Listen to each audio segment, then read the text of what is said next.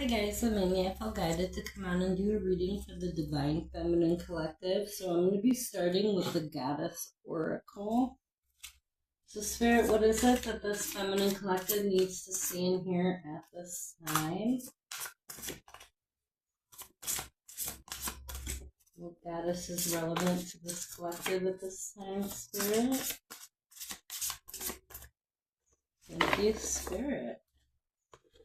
Okay, so we're going to start with Sophia. Wisdom, very nice. Sophia literally means wisdom.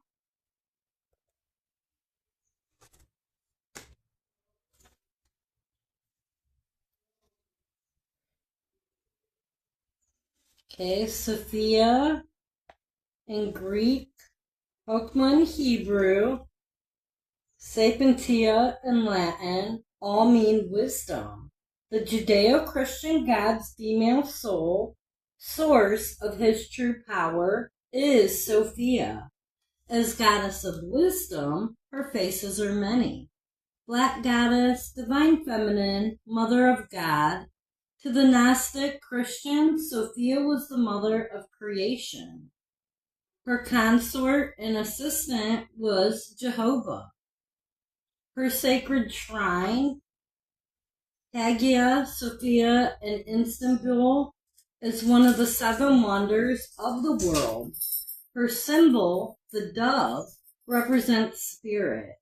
She's crowned by stars, a Middle Eastern icon, to indicate her absolute divinity. Pregnant Sophia holds out her cup of wisdom to you. It is time to connect with your own deep, enriching wisdom, time for stillness and introspection, time to listen to what needs to be heard.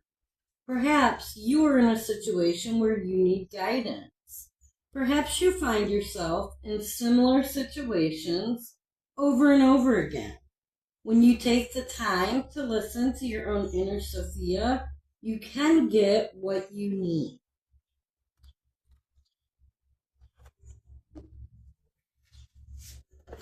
Okay, so you're being guided to find your own inner wisdom. Listen to your own inner wisdom, right?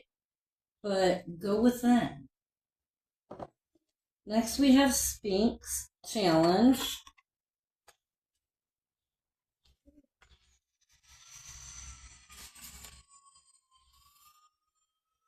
The Sphinx appears in Greek mythology as the monster, a woman's head and breast, dog's body, lion's paws, wings of an eagle, and the tail of a serpent, who questioned Oedipus. To the ancient Egyptians, she symbolically represented the Nile and its seasons. She was also a manifestation of Hathor, goddess of birth and death. The Sphinx of Egypt was built as guardian of the horizons, the rising and setting sun. It held the keys to the wisdom gates. In the path of deep knowing, initiates had to confront the challenges that the Sphinx posed. The Sphinx will not let you pass until you respond to her challenge. She asks, how can you meet a challenge and prosper in all the aspects of your being? You can let yourself get torn down by challenge, or kicked or pounded or defeated. But how can you take the challenge and use its energy to nurture yourself? Have you been running from challenges all your life and now find you haven't developed the energy or power to face them? Perhaps it's easier to ignore challenge and go on with self-limiting behavior. Or maybe you feel that life is all messed up. Whatever way you've been dancing with challenge in the past has to change.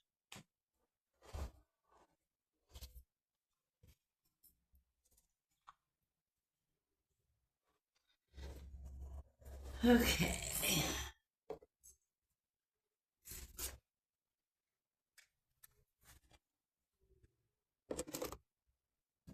Girl,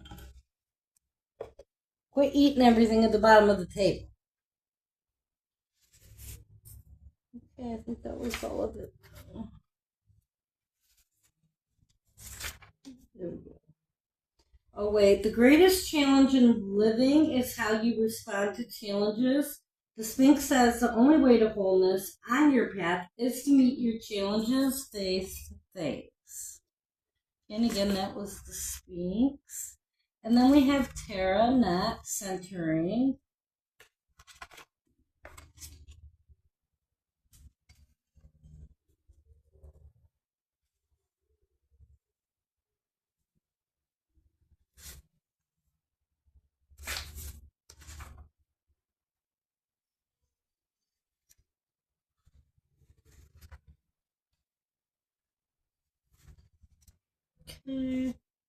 Tara, who originated in India and whose name means star, is a major goddess in the Tibetan pantheon.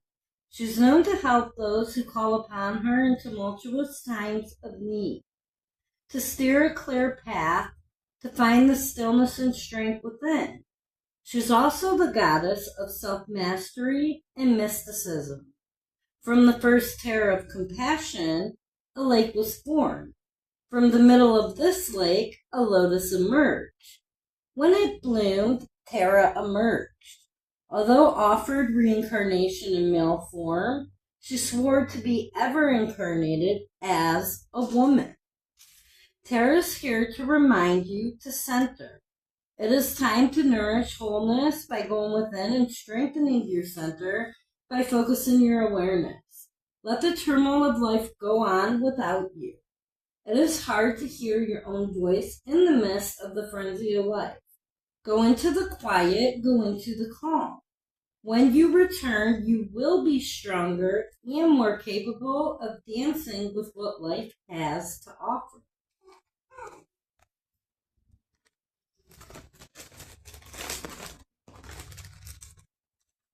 Okay, so next I'm going to pull the animal deck. So Spirit, what animal is important to this feminine collective right now?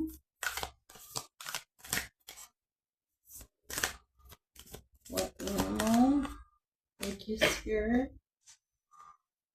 So we're going to start with cow and bull. Appreciate the process.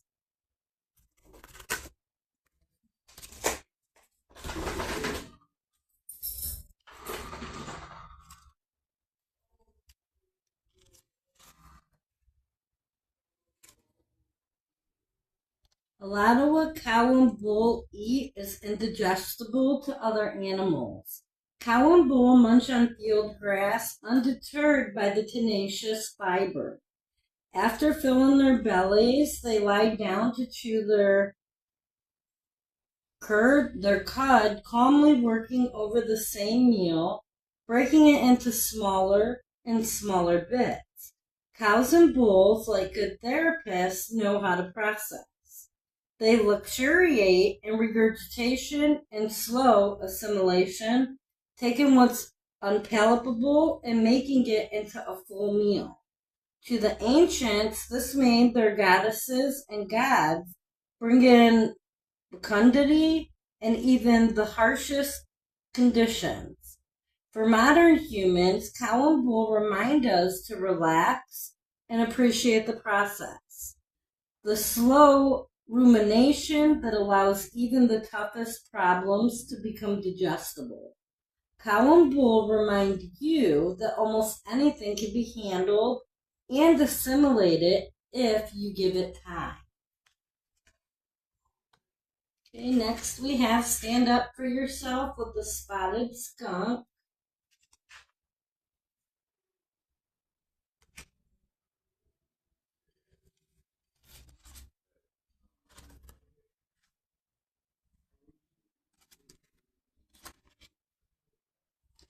Okay, while Spotted Skunk may be known for causing a stink, smelling up the room is really a last resort. First she goes big, standing on her front legs, fanning her tail in the air, and stomping forward so she seems fierce and imposing. Skunk can make herself appear larger than her naturally diminutive stature, glamoring even the toughest customers into leaving her alone. Here's the thing. While Spotted Skunk doesn't back down, the harm she creates is pure illusion. Sure, the unwary will be stinky for a stretch, but Skunk stands up for herself without causing permanent damage. Can you find a way to both stand up for yourself and do no harm? That's pretty spiritual there. And then we have Slide into Joy with the River Otter.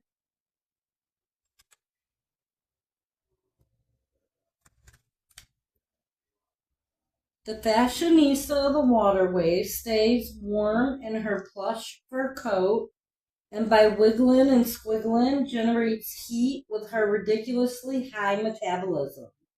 River Otter's inner fire is fueled by constant smacking on crayfish and crabs. The cynical might say she's joyful because she gets to eat all day and not gain an ounce. But River Otter knows that when you're lit from within, life provides endless amusement. Take the muddy riverbanks, for instance. River Otter says, I see a water slide. Do you see it? River Otter reminds you to actively look for joy. She knows it's there, waiting to be found. Okay, and then final message will be from the bird deck. So, Spirit, what birds are relevant to this feminine collective right now? Thank you, Spirit. So we're going to start with the Oriole. Positive change, creativity, domesticity.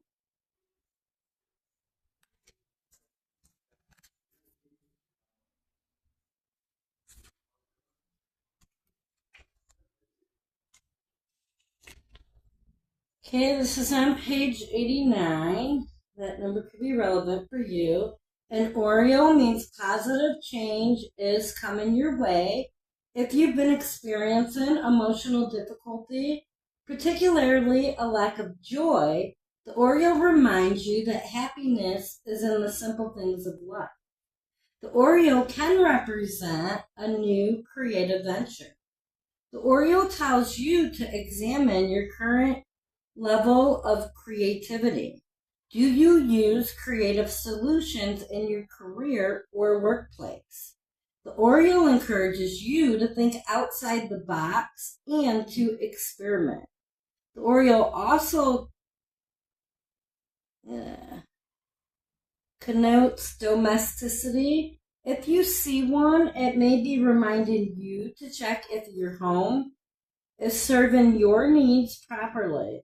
The Oriole encourages you to take time to appreciate your home and take pride in your space.